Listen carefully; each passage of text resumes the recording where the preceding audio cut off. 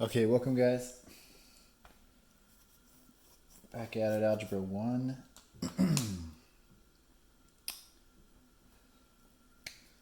jump right back in.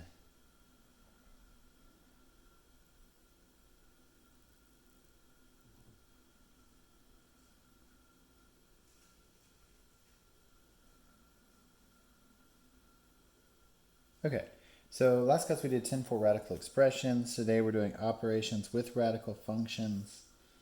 Very similar, but different. Let's take a look.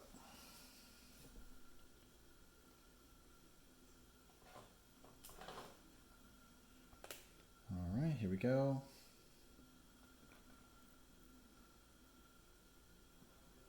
Okay, operators with radical functions. It says in this section we'll be performing operations on terms with radicals. So let's just jump in and look at some stuff. So it says here are some examples of like and unlike radicals. Okay, so this is 2 root 5 and 5 root 5. Now, the reason why they're saying like and unlike is because they're going to try to figure out whether you can add or subtract them from each other. So what do you think? If you had to take a wild guess, could you add 2 root 5 and 5 root 5? Is that something you could add together? Well, what do you think? So think about just root 5 by itself. Here's root 5. That is, of course, what? That's implied that that's 1 root 5. Cool. And what if you added 1 root 5 to itself, right? What if you said like 1 root 5 plus 1 root 5? What would you get out of that? Well, you would get 2 root 5. You get 2 of them. Cool. That's that. So then up here, the question is the exact same. What is 2 root 5 and 5 root 5? So now, is that the exact same thing? Can you add those two guys together? Well, of course you can. So if the radical is the same, whatever's under the radical is the same, you can add what's out in front. This is like 2 root 5s plus 5 root 5s would be, of course, what? 7 root 5s. Cool, you're just counting them. It's easy peasy.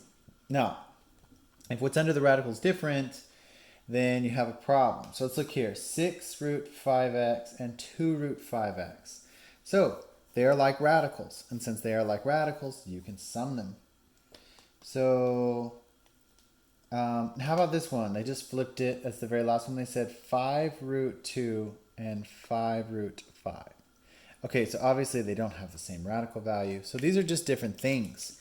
You cannot add them together. Pretty easy. So let's look at the first one. 3 root 7 plus 5 root 7. They both share a root 7. So clearly you can just sum them. So you would have 3 plus 5 is, of course, 8 root 7. No need to even write that down. How about the next one? Root 12 plus root 27. Now, yeah, I'll ignore everything they have here. Let me rewrite this over here. Root 12 plus root 27. Now, something you can look at here, and the reason why I didn't do it here is because it was just already kind of done for you. But if they're not the same roots, right, you could kind of manipulate things around. So let's play around with this and see if you can get them to be the same base root. So clearly we can reduce root 12, right? That's 4 times 3. So you could have some 2 root 3, right? And then how about 27? Of course, that is the square root of 9 times 3, which is, of course, 3 root 3. Right now, notice they share the same root, and we just have multiples of each. So 2 plus 3 is what? 5 root 3. All right, easy peasy. So hopefully that wasn't too hard. This just combines last section and this section together, and just summing them together really easily. That's it. 5 root 3. Okay, so let's try a subtraction. Same exact game. Let me zoom it a bit. Okay, let's make sure we don't ruin that. Okay, so this says, I'll make this big. It says 5 root 2 minus root 32. Okay, great. So obviously this may not be able to be messed with yet, but let's manipulate this right-hand side and see what we get. 5 root 2 minus, now is there any perfect squares that go into 32? Let's think to ourselves, What is 16 times 2? Is that 32?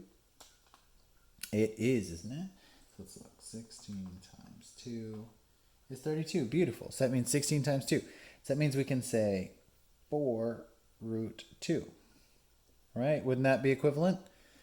Hopefully that makes sense. And then 5 minus 4, of course, is just root 2. All right, that's it. All there is to those. Pretty straightforward. They say here is another one. Let's take a look at this. So 5 root 28x minus 8 root 7x. Okay, same exact game, right? They're just kind of playing around here. So let's think. We want it to be 7x in here, right? So 7 times what is 28? So 7 times 4. Luckily, 4 is a perfect square. Square root of 4 is 2.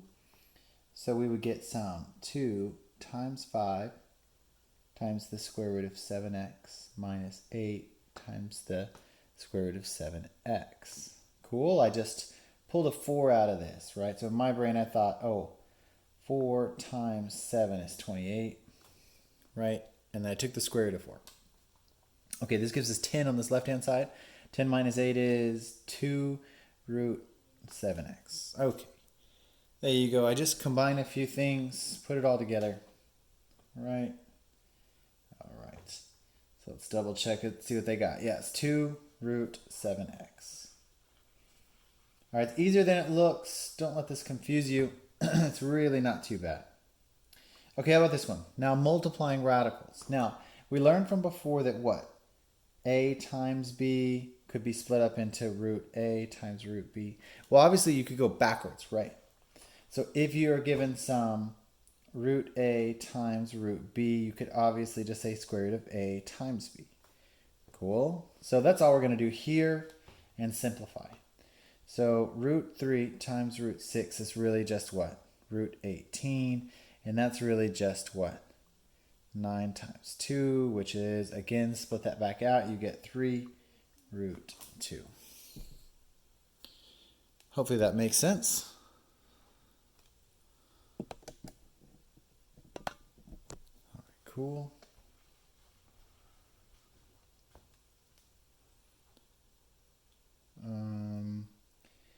There you go. Let's do another one. Root 3x times root 5. So this will be what? Root 15x. And we can reduce this. What could we say? What's the perfect square in there? Is there anything we could really do?